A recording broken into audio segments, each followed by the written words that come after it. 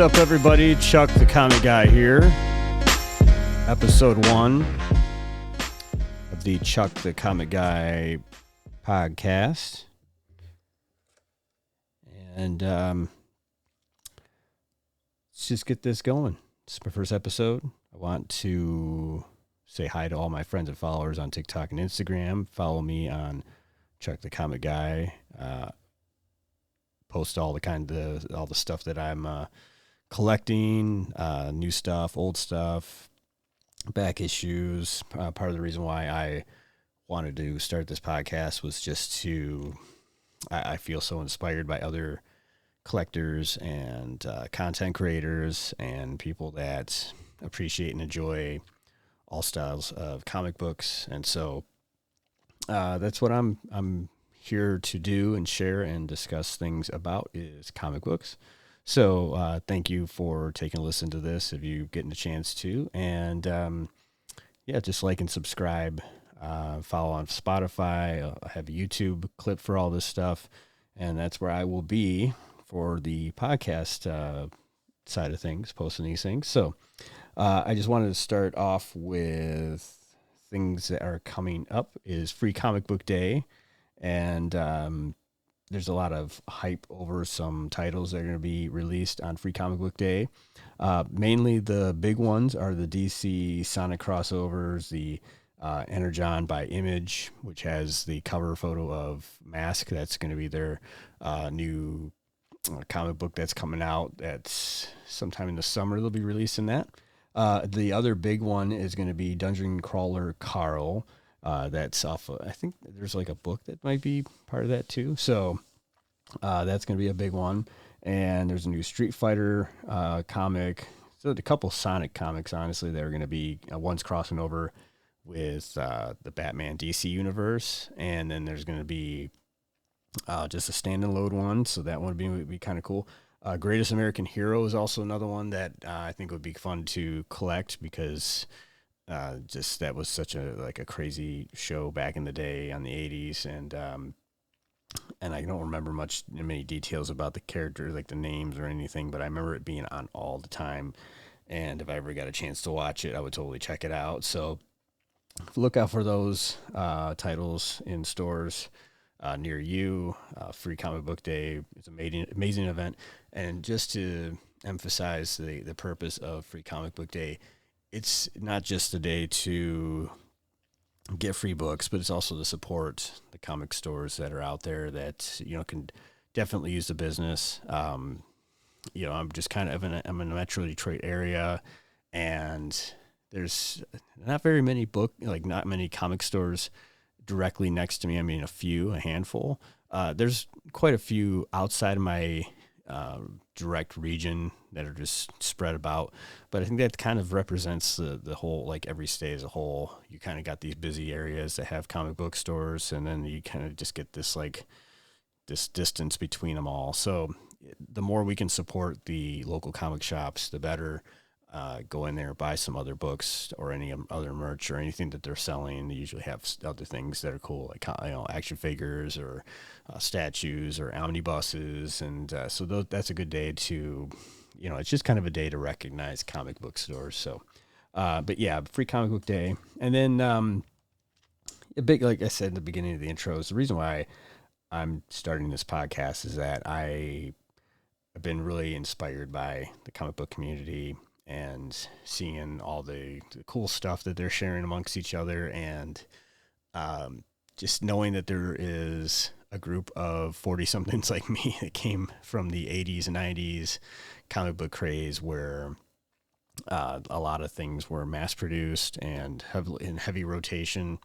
And so I started with mainly X-Men was my, X-Men Volume 2, some Uncanny stuff, Uncanny X-Men, and then I had a buddy who collected Spider-Man stuff, so we would always go back and forth. I'd go over to his house, we'd check each other's collections out, and he kind of inspired me a little bit to be, I wasn't a big Spider-Man fan as a kid, I was more of an X-Men kid, but there's like these different groups of who was into who, you'd be Batman or Superman or Spider-Man or X-Men, so I would go check his stuff, and the X-Men covers. I mean, everybody talks about how iconic some of the 80s and 70s and 60s stuff was, and even some of the 90s stuff too, for X-Men, the artists that they had on for like Claremont, or just some of those guys that put some really great work into the books. And Spider-Man had that going too. I mean, like Amazing Spider-Man had equally iconic covers from back into the like Rabida days, or McFarlane, and Eric Larson, and dating way back. I mean, it just gets pretty crazy how many great names are attached to both titles, and that's why they were pretty much like the front runners for Marvel, because the Avengers were still kind of, in Fantastic Four was still kind of like just keeping up with them, but they handled a lot of topics in those two series that were really great. So that was what attracted me to comic books. And I'm just currently collecting back issues because I've got all of X-Men Volume 2 pretty much all the way to like Legacy completed in like the late 200s. And then and I didn't really need to go any further than that because the art style, the stories weren't just really resonating with me at that point, but I just wanted to run like the entire original Volume 2 run complete. So now I'm going back and getting Uncanny books, the Amazing Spider-Man books, some spectacular stuff. I'm kind of mixing it up. I go on Whatnot a lot and get some books and comics there. So, it's just a great community to be a part of, and a lot of great content creators and podcasters and people on YouTube and TikTok. And so it's a fun thing to be a part of. So I also... the biggest reason why I wanted to start a podcast was, or not really biggest reason to start a podcast, but the reason why I wanted to create this episode was that I recently seen the Resident Evil trailer that is going to be directed by Zach Cregger. And his name is commonly referred to he's well known for directing the movie Weapons. That was a big hit in the last year. So, and I watched that and I enjoyed it, and I thought it was really decent.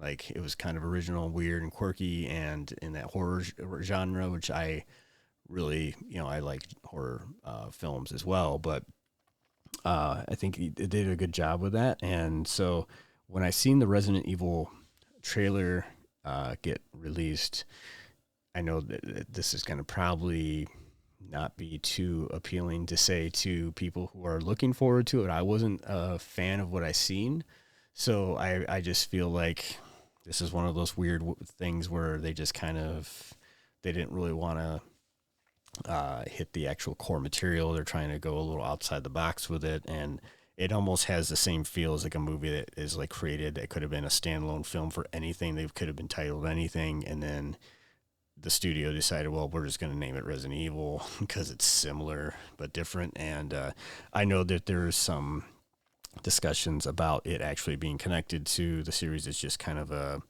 almost like a side quest kind of movie. And my wife is a huge Resident Evil fan. Her family is big Resident Evil fans, to be honest. And so they're kind of, I think they're hitting the wrong audience for this film in terms of people who are dying. Maybe, I mean, not saying the wrong audience, but it's just that there's a lot of people that want to see the actual characters from the game, because the first Resident Evil series movies, they didn't really even do a good job connecting the dots between the games. They kind of loosely, I mean, the creatures and the monsters, or the infected, whatever, kind of were the only thing that was attached to the game in the movie, because some of the characters until later in the series of the original Resident Evil films actually did kind of come from the games and just kind of interwoven in.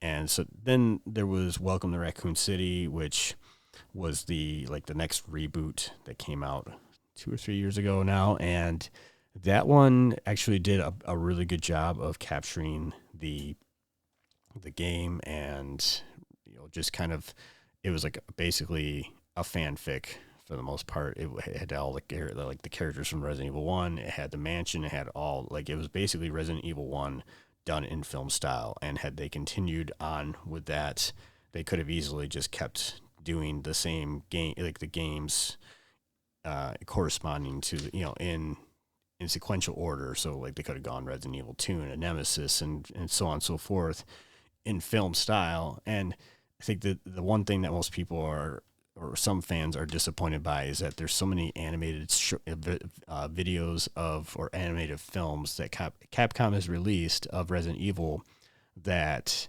just kind of almost cover like the missing pieces in between, or just kind of like a different take on the game. And so that's kind of almost there for those diehard fans. And then some people just want this film to succeed just so they can do something different with Resident Evil in film. But I'm not sold on it just yet. I'm not anticipating it to do well. I think that like it's one of those films that's just kind of gonna get buried a little bit in the mix of everything going on, and when it gets released. So I think that's gonna be in September when that comes out. It will be September 2026. So that will be coming up. But yeah, that's my hot take on the Zach Cregger Resident Evil film.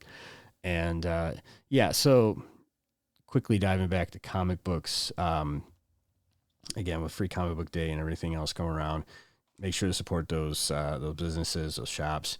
I just kind of want to know where everybody's at in the comic book world. What you're digging right now. I'm currently kind of I've started picking up some of the issues of Dork. I have picked up some newer stuff. It's not really my cup of tea, but I enjoy the work that's being put into some of these newer titles. I think Image is kind of almost knocking it out of the park with DC, and Marvel's kind of just fallen a little short of expectations. It feels like Marvel's kind of gone into this path where the MCU or the movie universe is almost kind of outdoing the comic line, and it's not complementing each other very well. And so I know that some Marvel fans are just kind of dipping out on Marvel. So, and I'm a big Marvel fan. I mean, that was kind of like what got me into comics, but I also appreciated the DC stuff. And I never really got into Image, but I feel like Image is starting to they've always kind of been lurking in the shadow, like not in the shadows, but they've always been kind of lurking in the background and just kind of coming out of nowhere with stuff. And it shows with titles like Walking Dead and Invincible and other great titles. I mean, they've got the artists that came in like Liefeld and McFarlane and Jim Lee that were the front runners of a lot of the Image universe between Youngblood and Savage Dragon and Wildcats and Spawn, obviously Spawn being the one of the biggest ones that came out of there. But they've always just kind of been not trying to make themselves larger than they need to be. But I don't think they're not trying to. It's just that the Marvel and DC have always been kind of they're owned by big conglomerates like Warner Brothers and Disney. And so they're always going to have kind of a one up in that respect. But I mean, Invincible now is one of the best animated series that, can hit Prime. And then Walking Dead came out before that, and I mean, you can almost not turn the channel without hitting a Walking Dead rerun or a new episode, and so many different things in that universe as well. And that's all Robert Kirkman's work there that has made those two titles as successful as they are. And I mean, the guy he's basically just hitting home runs anytime he touches something now. So I really do appreciate some of the stuff that Image has been doing in the last decade and so that they're kind of winning me over the Marvel DC crowd, but I just kind of like all the big three, and I still will check out other things too. So but the one thing with Free Comic Book Day that I'm looking forward to is the Energon from Image, the Energon universe. That's going to be kind of just kind of encapsulates what's new to come with their titles. They're working on, they're doing Transformers. They got some G.I. Joe stuff. They got a few other titles that they are like becoming bigger and bigger by the day. And now they're introducing Mask. And so I'm looking forward to that because that was like my first toy line when I was a kid was Mask. Between that and Transformers and other just random 80s, things that came out. And so, I'm hoping that they do a really good job with Mask and it turns out a big hit. And I think it will because everything else they've touched between like all those 80s those ID's properties between GI Joe and Transformers is just blown up. So I think Mask will definitely fall in there, and I won't be surprised if they cross all these events into one, like Mask runs into GI Joe, or because it just seems like it would be fitting. And they've already done kind of like a little bit of a in the past where they created special, at least a Matt Tracker action figure that was kind of a GI Joe figure just to pay homage to Mask being part of that universe. So I'm just going to cut it and wrap it up here. But this is the first episode, and I appreciate everybody taking a listen again. And follow me on TikTok, Chuck the Comic Guy, and Instagram, Chuck the Comic Guy. And until next time, see ya.